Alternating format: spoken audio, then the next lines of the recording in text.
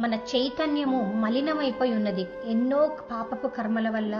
అలాంటి మలినమైపోయిన దాన్ని మనం ఏం చేయాలి అంటే ఈ కలియుగ ధర్మమైన హరే కృష్ణ మహామంత్రాన్ని ప్రతిరోజు కూడా మనము క్రమం తప్పకుండా ఈ 16 మాలలు జపం చేస్తూ ఉంటే ఏం చేస్తారంటే ఈ హరే కృష్ణ మంత్రం ఎప్పుడైతే మనము నోటితో ఉచ్చరిస్తూ ఆ మంత్రం ఎప్పుడైతే మన చెవుల ద్వారా లోపలికి వెళ్తుందో ఆ లోపలికి వెళ్ళిన ఆ హరే కృష్ణ మహామంత్రం లోపల మన ఎన్నో జన్మల నుంచి వచ్చిన కర్మలని మొత్తం కూడా క్లీన్ చేస్తూ ఉంటుందన్నమాట. ఎలా అయితే మనము రోజు ఇల్లు ఊడుస్తూ ఉంటాము, మన స్నానం చేస్తూ ఉంటాము, మన ఇంటి శుభ్రత కోసం ఇల్లు ఉడుస్తాం తుడుస్తాము, అదే మన శరీర ఆరోగ్యం కోసం ప్రతిరోజు మనము స్నానం చేస్తాము. అలానే మన మనస్సు బుద్ధి అహంకారం ఎన్నో కోట్ల జన్మలు ట్రావెల్ చేస్తూ ఉంది.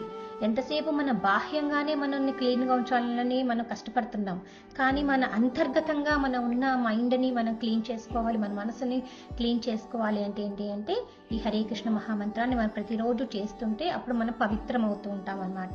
పవిత్రం అవుతున్న కొద్దీ ఏంటి అంటే ఈ శాస్త్రం ఎప్పుడైతే మనం నేర్చుకుంటూ ఉంటామో ఆ శాస్త్రం మనకి చాలా తొందరగా అర్థమవుతుంది అన్నమాట. అంటే బ్రహ్మ జిజ్ఞాస మనకు కలుగుతుంది కదా, ఆ బ్రహ్మ జిజ్ఞాస అనేది మనకి బాగా అర్థం అవటం అనేది స్టార్ట్ అవుతుంది అన్నమాట.